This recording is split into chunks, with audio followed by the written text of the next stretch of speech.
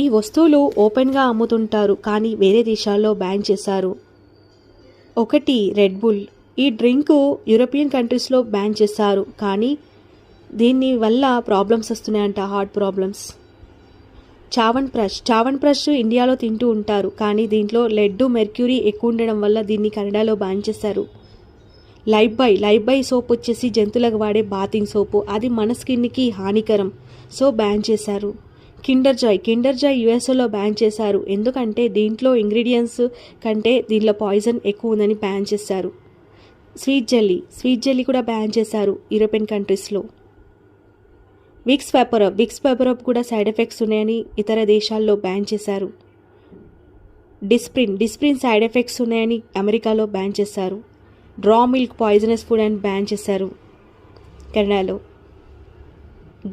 Ghee blood pressure and heart attack problem అని ban చేశారు. Alto car 800 ఇది సేఫ్లో fail అయింది కాబట్టి దీన్ని కూడా బ్యాన్ చేశారు.